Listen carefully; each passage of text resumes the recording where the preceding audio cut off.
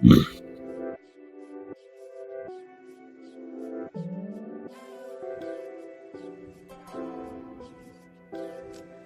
is The Joe Gaither Show on BamaCentral.com.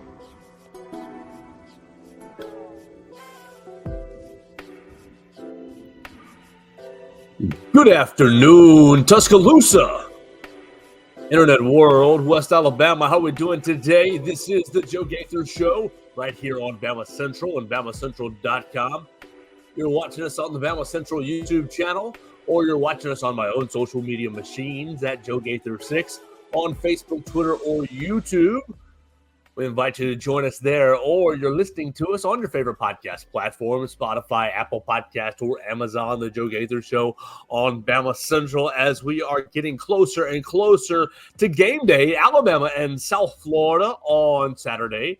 The Crimson Tide takes on the Bulls. It's going to be the return trip for the South Florida Bulls, the first of two return trips for South Florida. So we will get into players to watch, Alabama players to watch for this weekend's game, Alabama and South Florida. We're going to be getting into some NFL, a little bit of fantasy football action, a little fantasy football look through an Alabama prism.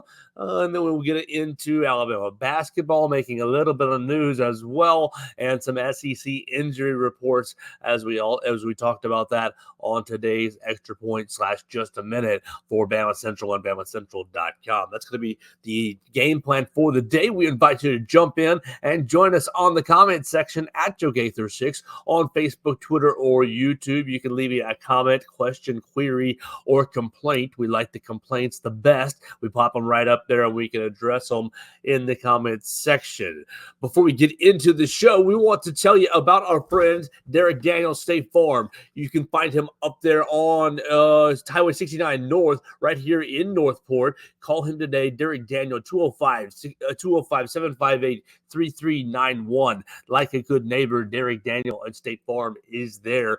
Red, Reese, and Victoria, they'll be happy to take your call and go ahead and get you a very fast auto, home, life, or auto insurance quote for your insurance. You're thinking about moving, or you're thinking about changing insurance for your homeowner's insurance, or if you're moving into a new apartment for this fall semester, you already did move into an apartment, you're looking for renter's insurance, Derek Daniel and State Farm can take care of you. Call them at 205-758-3391 or visit them online at agentderekdaniel.com. You need to make sure that you get your insurance taken care of. I know that I don't like to deal with it. Derek Daniel and his team do like to deal with it. So call them. They'll make it really easy for you, really fast, really friendly service. 205-758-3391. Like a good neighbor, Derek Daniel and State Farm is there. So what are we going to do? We just outlined the topics. What order are we going to take them? We're going to go right into the NFL. As it is Thursday, we are awaiting the start of the NFL season. Chiefs and Ravens are getting started in a couple of hours. It looks like 3 hours from now.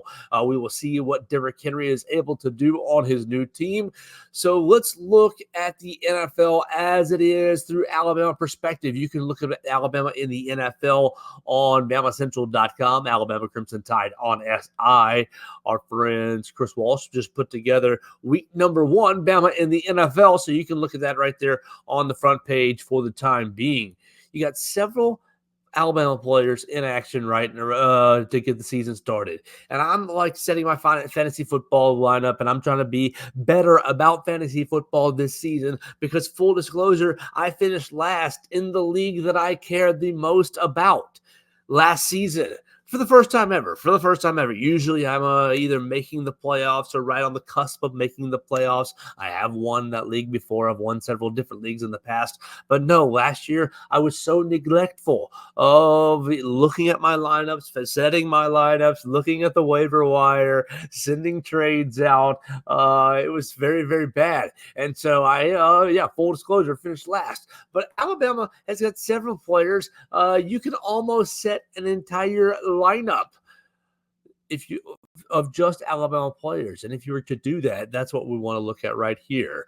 You've got Alabama players. You got three quarterbacks to choose from: Jalen Hurts, Tua Tagovailoa, and Bryce Young. Unfortunately, Bryce Young, you are out on my consideration for my hypothetical all Alabama fantasy football team for week number 1. I am obviously taking Jalen Hurts as he is leading the Philadelphia Eagles against the dastardly Green Bay Packers down there in Brazil. That game will be on Friday. So if you're interested in seeing Jalen Hurts and the Green Bay Packers, Jalen Hurts and the Eagles take on the Green Bay Packers, that'll be on Friday down there in Brazil to get the season started. So I'm taking Jalen Hurts over Tua Tagovailoa.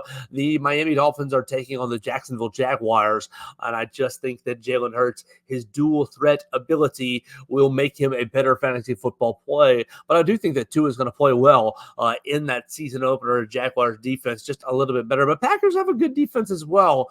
It's going to be kind of a wild card, kind of a roll of the dice. You never know what you're going to get with these international games, and it's going to be very interesting to see these two teams meet in week number 1 in Brazil. But I'm taking Jalen Hurts as my quarterback 1 over Tua. Now, your running backs, you got a lot of good options. You got Derrick Henry tonight, as we just mentioned. They're playing the Kansas City Chiefs, the Baltimore Ravens, with him and his new team. Jahmyr Gibbs, the Detroit Lions against the Rams. You see Josh Jacobs in that game against the Eagles. On the other side, on the other offense, he's playing for the Packers against the Eagles. Najee Harris is playing the Falcons. His Steelers are playing the Falcons, and they're kind of having a little quarterback questions as they go into game weekend. They named Russell Wilson the starting quarterback, and now he is having calf issues. So maybe they're going to turn to Justin Fields. So we'll see what Najee Harris's workload is. And Brian Robinson of the Washington Commanders, they're taking on the Tampa Bay Buccaneers. I'm obviously taking Derrick Henry. Look, you take Derrick Henry all day, every day. He's going to be a top 10 play pretty much week in and week out. He's still got the juice, and the Ravens offense is very, very conducive to the running back. Obviously, Lamar Jackson is going to get his carries as well, but it is a very run-first offense, and they're going to get after some teams, get downhill. I think it's going to be a deadly combination, Lamar Jackson and Derrick Henry. So I'm taking Derrick Henry, and I can't take Josh Jacobs because I have a personal rule on my team: no Green Bay Packers allowed on my roster. So sorry, Josh Jacobs, but I do think that he presents a very good play. I think he's going to have a really good season for Green Bay. We'll put my we'll be a little objective here. We'll take away my Chicago Bears fandom. I think that Josh Jacobs was a really, really good pickup for Green Bay, replacing Aaron Jones, who went to Minnesota. I think Josh Jacobs is a 3-down running back, and he proved it over the last couple of years with the Las Vegas Raiders. And he goes to Green Bay, and they've got A.J. Dillon, who's kind of hurt, going on the shelf. They've got a couple other guys who are a little rookie roll the dice plays. Josh Jacobs is the guy. And so I think that he's going to be a really, really good play from a fantasy football perspective. And just from if you're just watching Bama in the NFL, I think that he will have a very good season for the Green Bay Packers. But because of my own personal rule, I'm going with Jahmyr Gibbs. Detroit Lions taking on the Los Angeles Rams. And I think that they learned how to use Jahmyr Gibbs as the season got on last season. Obviously, those people who drafted Jahmyr Gibbs early last year, it didn't really work out through the early part of the year. He kind of started popping around week 7, 8, 9, 10. But I think that once Detroit learned how to integrate and use him in the offense, complementing with David Montgomery in the backfield, I think Jahmyr Gibbs is going to be your play if you're playing an all Alabama running back room. I wouldn't argue if you're playing Josh Jacobs. I just have my own personal rule there, but I'm going Jalen Hurts quarterback 1, Derrick Henry running back 1, Jahmyr Gibbs at running back 2. Your wide receivers, you're getting into a bit of a conversation right here, because you have Jalen Waddle, you got Devontae Smith, you got Calvin Ridley, Amari Cooper, Jerry Jeudy, and Jamison Williams all still playing in the NFL. You had John Mechie as well with Houston, but his buried down in the depth chart was almost on that cut line / are we going to trade John Mechie line, just because of how full Houston is in the wide receiver room, not because of John Mechie not being a good player. They just are loaded in that area. So you're thinking about two wide receivers. What are the best two plays here, fantasy football wise? Look, Jalen Waddle is pretty much always going to be my guy because of what he can do after the catch. If Tua can get him the ball, Jalen Waddle is so explosive that he's going to be making big plays. He's not going to take that. He's not going to need that many opportunities to score you a lot of points on the fantasy football from the fantasy football perspective. And so I am taking Jalen Waddle first. And then the rest of it, you look at Calvin Ridley. I think that he's going to fit in. I think he's going to have a really good year with the Tennessee Titans. And I think they're really excited to get him. I know a lot of people in this area are either Tennessee Titans fans, New Orleans Saints, or Atlanta Falcons fans, but they're going up against my Chicago Bears, and not because of that, but because of the strength of the Bears being their defensive backfield. Kyler Gordon, Jalen Johnson, you got Tyreek Stevenson. You've got three really good cornerbacks who are that's really going to be the Bears' strength defensively. I think the Titans are going to be getting a lot more action offensively, running the football and kind of working things underneath. And I think it's going to be a slow week for Calvin Ridley. So Calvin Ridley doesn't make my squad. You got to take Devontae Smith because I don't really know what you're going to get at quarterback from the Browns. And so when you look at the Browns, there's your Amari Cooper and Jerry Jeudy. They're playing the Cowboys, and you see Trayvon Diggs on the other side, who is known to get all kinds of interceptions. You don't really know what kind of quarterback play you're going to get from the Browns. Is Deshaun Watson even healthy? What are they going to have from under center? So when you're thinking from a fantasy football perspective, can you really trust Amari Cooper and Jerry Jeudy right now? Obviously, Amari Cooper has had a very, very strong individual career, not really been on a lot of winning teams, but has had a very, very strong career. but then you think about Jerry Jeudy. He's looking to revive his career in Cleveland. So he's looking to get his season off to a good start. But so it's going to be interesting to see what kind of quarterback play they get. And then Jameson Williams. Look, you want to see him get off to a good start, but they got Amon-Ra St. Brown. They got Sam Laporta. They've got so many options in the passing game that I think that, look, if you do hit him on a home run ball, you've got a lot of points on your roster, fantasy football wise. That's going to be, he can score you a lot of points really, really quickly. But for all these reasons, his kind of inconsistent usage with the Detroit Lions, I'm taking Jalen Waddle and I'm taking Devontae Smith. And unfortunately, there's no tight ends right now in the NFL. From the University of Alabama. Alabama's got to get Josh Cuevas and CJ Dupree and Robbie Oots into the NFL ASAP. Obviously, all three of those guys have some work to do to get there. But no Alabama guys in the NFL from a tight end perspective worthy of playing on a fantasy football roster. So you leave that spot blank, and you're obviously playing Will Reichert as your kicker. Minnesota Vikings been bombing it during preseason. We'll see if he continues to do that. Hopefully for his sake, he continues to have success. And so we will see what happens as the NFL season kicks off week number 1 tonight with the Ravens and Chiefs. And then we got a Friday night action with Eagles and Packers. They skip a day and then they get into a full slate on Sunday. Obviously, I will pay most of my attention to Bears and Titans at noon. So we'll follow what Alabama does in the NFL as the season commences this weekend. Let's keep the episode going before we get into Alabama basketball and then 3 players to watch for this weekend's game against USF. We want to tell you about Purple Turtle Roofing. They're the most reliable roof replacement company in Alabama and Mississippi. Purple Turtle Roofing, whether it's addressing leaks, storm damage, or general wear and tear, they're going to be there to deliver exceptional roof repair for your property. Purple Turtle Roofing is the leading expert in local residential roofing solutions, specializing in providing unparalleled service and quality craftsmanship for all roof replacement needs. Call Dustin Foley and his team today at 877-PT-ROOF-5 for your free roof inspection. That's 877-787-6635. 877-787-6635. One of their qualified employees will come check out your roof for free and make sure that you are prepared for all of life's storms. Visit them online today at roofturtle.com. We got just a small little scheduling note for Alabama basketball. Then we'll get into three Alabama players to watch in this weekend's game against South Florida. And we will finish with SEC injury reports that got officially approved. What was it, yesterday, day before? All right, so that's going to be the docket as we continue on the Joe Gaither Show right here on Bama Central and BamaCentral.com.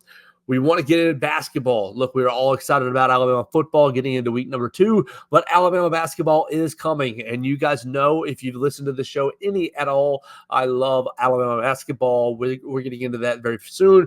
Alabama basketball today agrees to an exhibition against Wake Forest in Birmingham on October the 19th.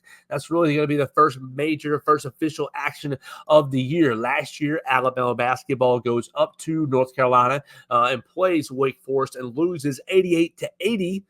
So obviously you don't take what happens in the scrimmage to mean that the season's going to go one direction or another. It's just the first action. And so we're all going to be very excited. That's going to be an event put on by Night ED. And so we'll get some action on October the 19th. And then you're going to, obviously, this has already been announced. You already knew this.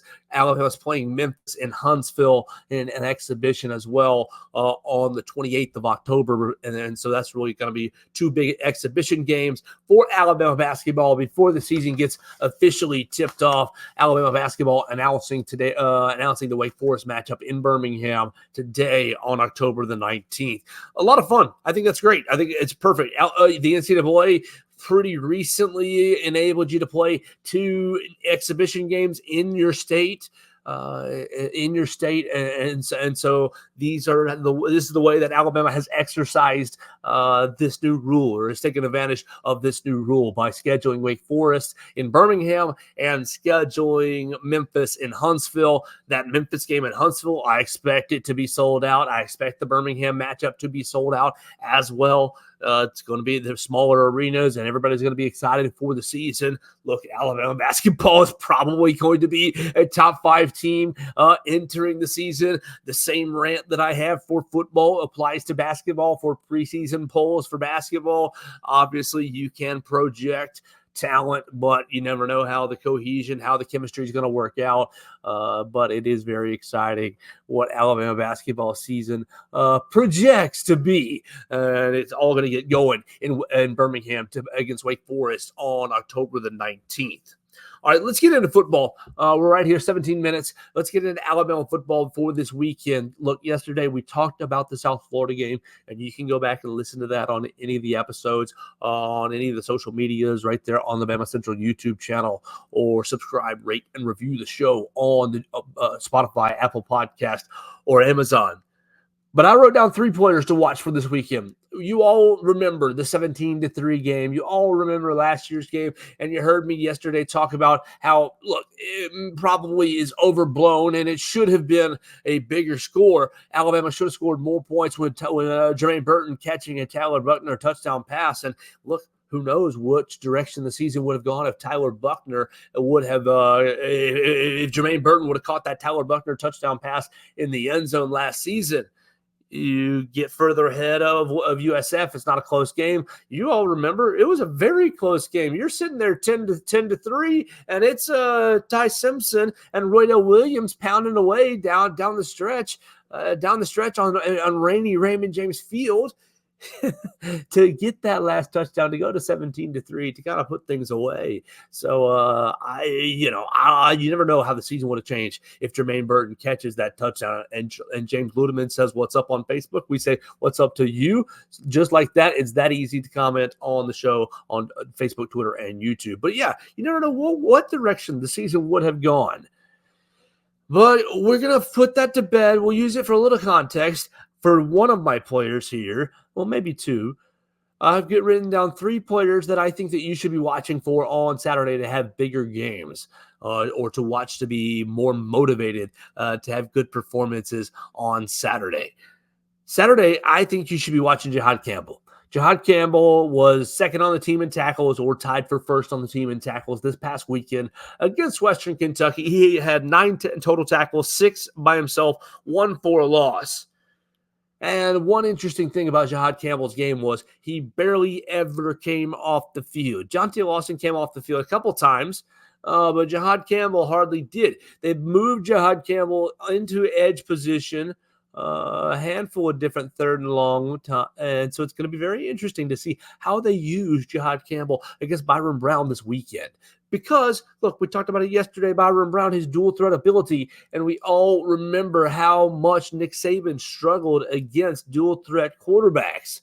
Oh, man, James Ludeman giving us good news. No rain should literally be a perfect day at Saban Field and Bryant-Denny Stadium. So that will be good news. Not one thing that the players won't have to overcome on Saturday. But we all remember Byron Brown, dual threat ability last season, kind of got out a few different times. Now, obviously, they weren't able to march the field. They never were able to sustain drives.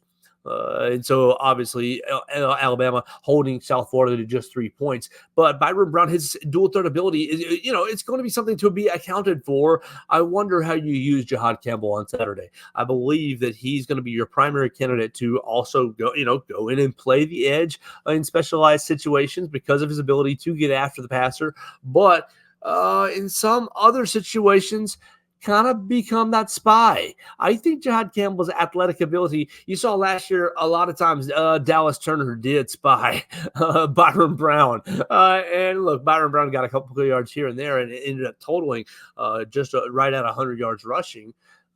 But every time Dallas Turner played that spy, he was all over him. And so it's going to be interesting to see how they deploy Jahad on Saturday. I think his athleticism is really off the charts. And I think that after having a year of experience under his belt, he's going to be really one to watch this entire year. He had a great game on Saturday. We talked to him this past weekend inside the practice facility, and he was stone cold. He was very matter of fact, not rude by any means, not rude to us by any means. He answered all the questions, but it seemed very focused. He was very direct. He was very kind of dialed in to this weekend's game against South Florida. And so I think that number 11, Jahad Campbell, is going to be one to watch this weekend to make some big plays and to be in on a lot of plays. I think he's going to be very prepared for what he's seen. I think he's going to harken back to last year's game and kind of want to go out and make a statement on Saturday night on Saban Field and Bryant-Denny Stadium. My second player to watch is Jalen Milroe, quarterback. And you can say, duh, Joe, that's too easy. That's the lowest of low-hanging fruits. And it is. I don't like making this pick because, of course, it is the lowest of low-hanging fruits. It's the easiest pick. But you think back to last year, and we're not going to be dwelling on last year's 17-3 game, but it's hard to ignore it from this perspective. Jalen Milroe stewing on the sidelines, not stewing the entire game, not necessarily pouting. Obviously, he did, there were shots of him clapping for his teammates and getting, excited for when there was a big play and trying to kind of be involved as the quarterback battle was going on before him, and as he was so clearly benched or so clearly on the sideline, at least for that Saturday. But I think that you also saw some looks of, okay, I want to be out there. Okay, I'm motivated by this. Okay, I'm driven by this. Well, so much was talked about. The South Florida game last year changed the season. Jalen Milroe, how motivated are you? How motivated are you to show that the benching? How did you respond to the benching? And there was all kinds of talks on Monday, Tuesday, when Jalen Milroe got that news, he didn't respond well and he pouted. Oh, but by Thursday, Friday, Saturday, he was all in on helping the team, this, that, and the other. It was all kinds of narratives and talk about last season and Jalen Milroe's response to not playing in that game. I think he's going to have an exceptional game. I think he's going to put on one of his signature games. Look, on Saturday against Western Kentucky, he's 7 of 9 for 200 yards, 3 touchdowns, 78% completion. 10 carries, 79 yards, and 2 touchdowns. Really, really good game in limited action.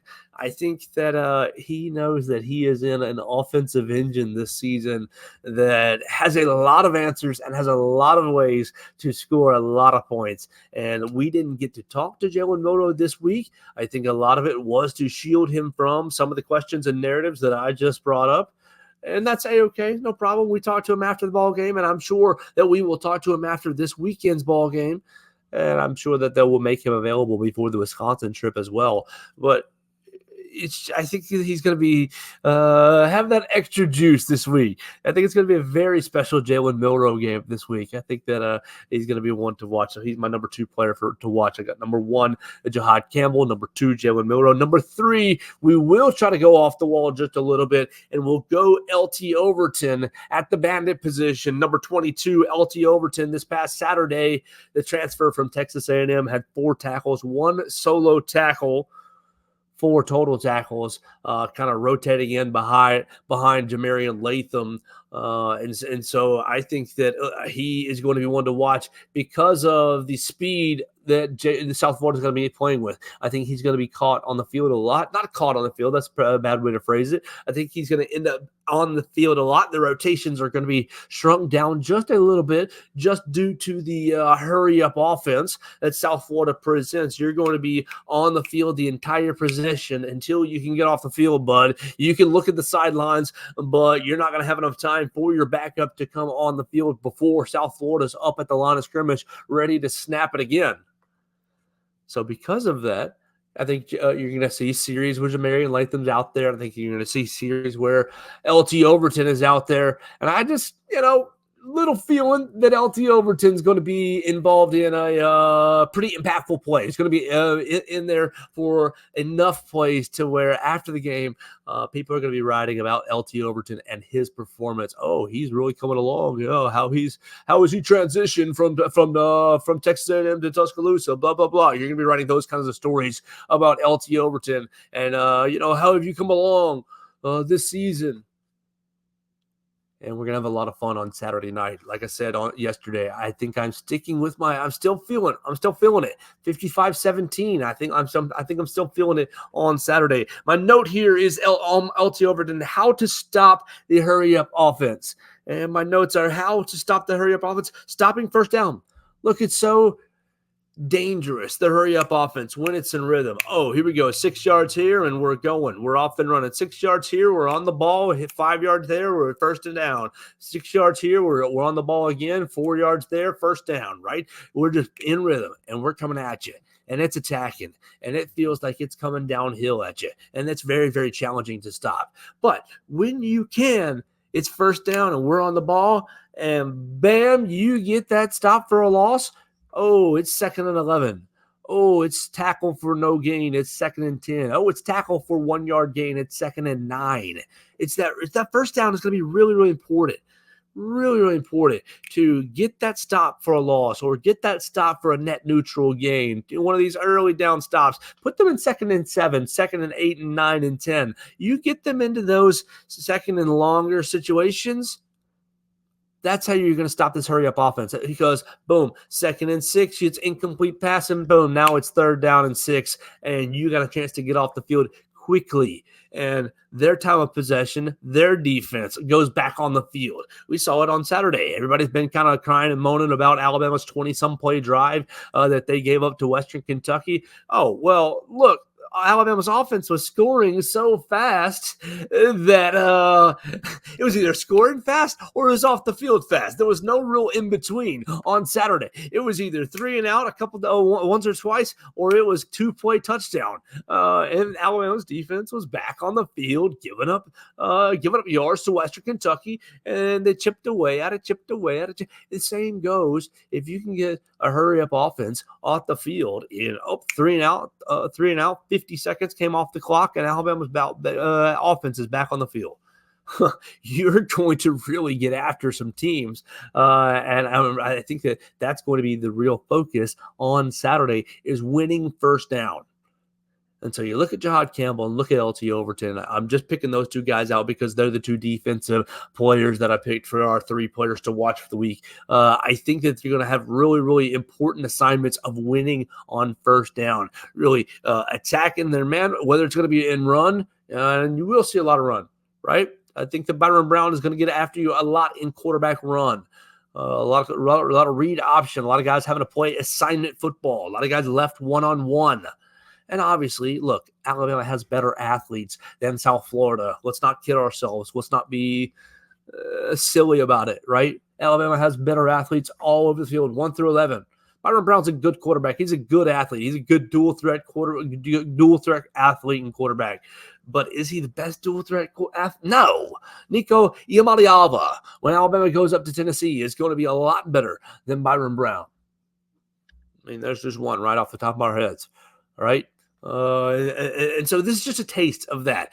But you got to win on first down. That's going to be my main focus. That's going to be my main emphasis for Alabama's defense. Obviously, yesterday we talked about playing with intensity and playing, all out and making, even if you make mistakes, you got to play at a high level. But I think that going a little deeper into it and a little more football focused, I think it's going to be winning on first down, is putting USF into situations where they are 2nd and 7 and longer. When you're doing that, then it's much tougher for Alex Golesh and the South Florida offense to say, yeah, we want to get on the ball and snap it at 25 seconds and, risk the second down play being another net neutral play, right?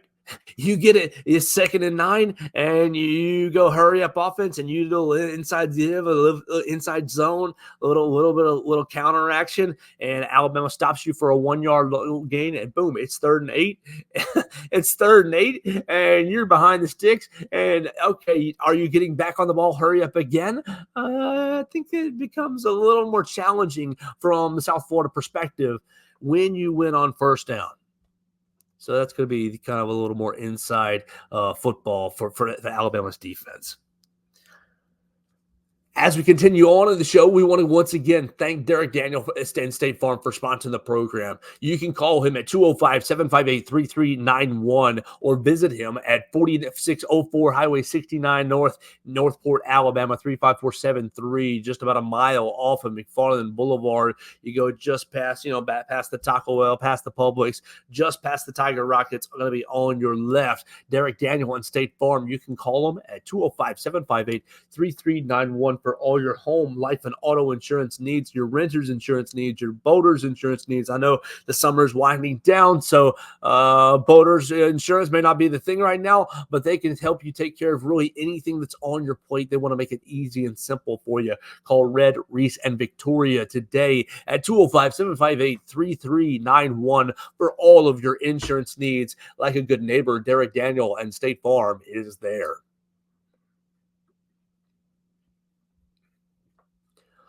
All right, the last topic for the day is on SEC injury reports. And we already covered it a little bit on BamaCentral.com right there, Alabama Crimson Tide on SI. Our friend Katie Wyndham hosted us for just a minute today. How much will SEC availability reports reveal? And I just want to kind of expound on that just a little bit.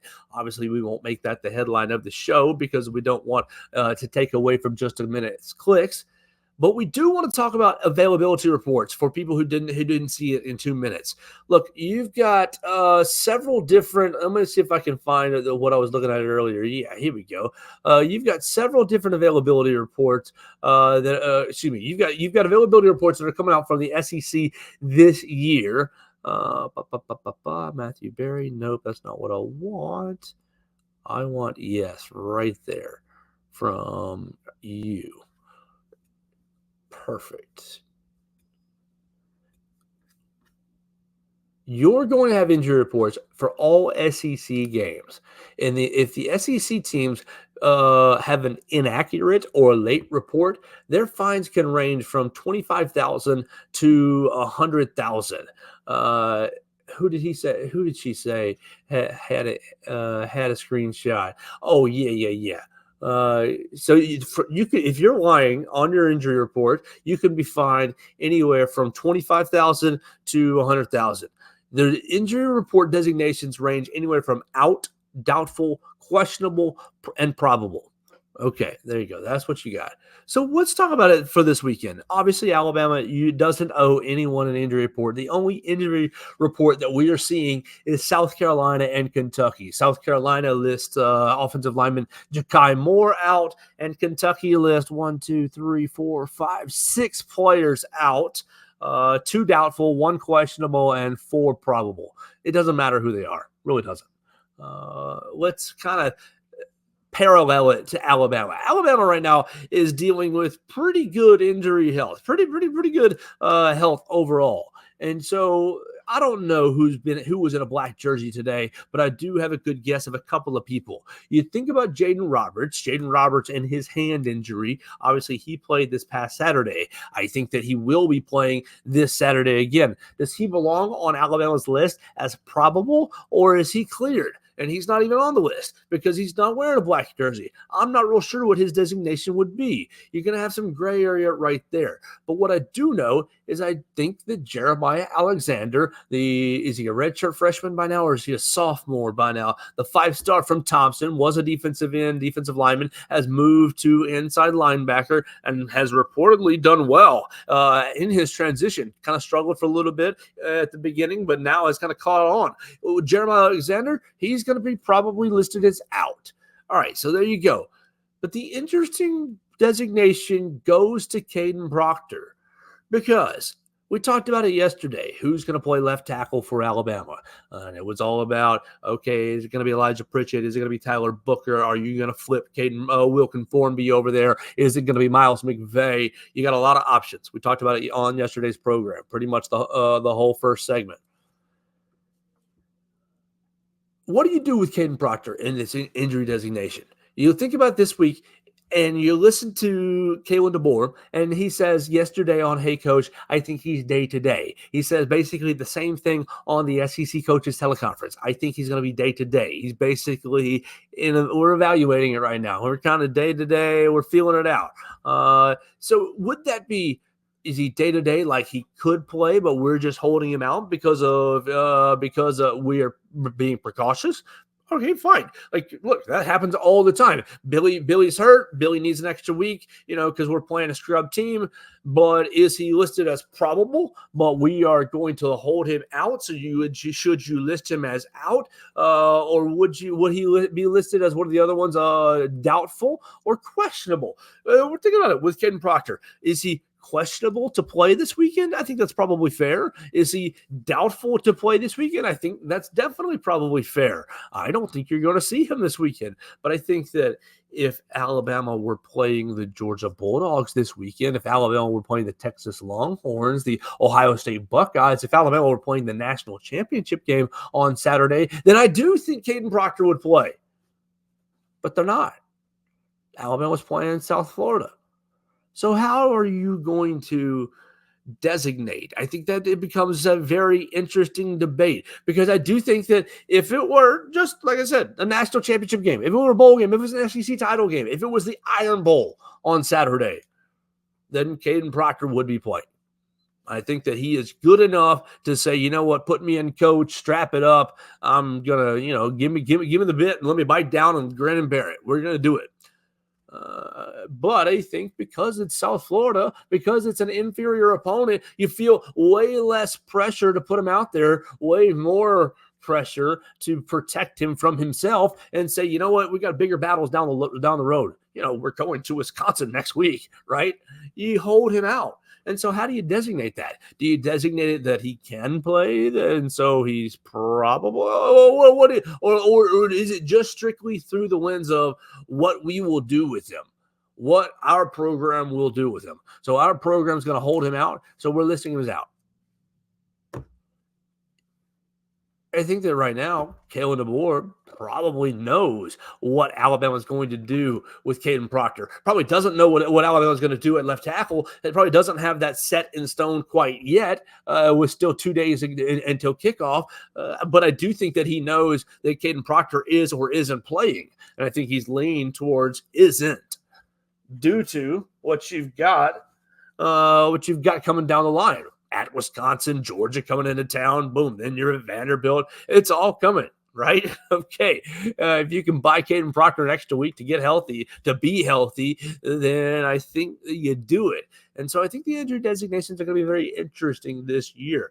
And again, they only apply to SEC games. So Kalen DeBoer doesn't have to deal with this week against South Florida. He doesn't have to deal with it next week against Wisconsin. He won't have to deal with it the week after in a bye week. his first time dealing with the SEC injury designation. The injury reports is going to be against the Georgia Bulldogs. So that'll be very interesting, and we will look forward to that in maybe 3 or 4 weeks. So we will see how he deals with that. And again, those fines for inaccurate reports are anywhere from $25,000 to $100,000. We'll see how and when the SEC divvies any of those out, what they determine an inaccurate report. Is Billy getting sick on a Saturday? Is Billy getting sick on a Saturday qualifying as an inaccurate report? He wasn't on the list all week long. Obviously, all this is for the gamblers to make more accurate decisions with their wagers. And if you're wagering, we encourage you to make more accurate decisions and to make responsible wagers. We make very few wagers around here. We like to talk about the gamblers and the lines because it's a lot of fun. It gives us good content. But we do very little of it because we hate the losing side of it. That's going to do it for our show today. We talked about Alabama in fantasy football this weekend. We talked about Alabama basketball. We just gave you that little tidbit on their exhibition game. We gave you 3 players to watch for the football game. Alabama in South Florida, 3 Alabama football players, 2 defenders, 1 offensive player. And then we talked about injury reports as well. So that's going to do it for the Joe Gaither Show today. We want to thank Druid City Music Hall for putting us on each and every day. Druid City Music Hall, you can find them at druidcitymusichall.com. They are the premier place for live music on the Strip. And tonight, Charlotte Sands and Taylor Acorn are taking over the stage. On Friday, Zach Hood is giving it a go. Next week, again, another Thursday, Friday set. You got Tyler Braden and Waylon Wyatt and Baker Blankenship hanging out together on Friday. So it's going to be another Thursday, Friday set. Pretty much the rest of the month. Again, on Thursday, September 19th, they kind of have a little private event that Wednesday. Then Gavin Aycock is already sold out. So look, they're bringing in a lot of big names. Druid City Music Hall. Go down there and check them out on the Strip today and enjoy yourself in Tuscaloosa's premier place to watch live music on the Strip. That's going to do it for the Joe Gaither Show today. We'll be back for Football Friday tomorrow to get you set up for Alabama and South Florida, and many, many more games on the docket for Football Friday.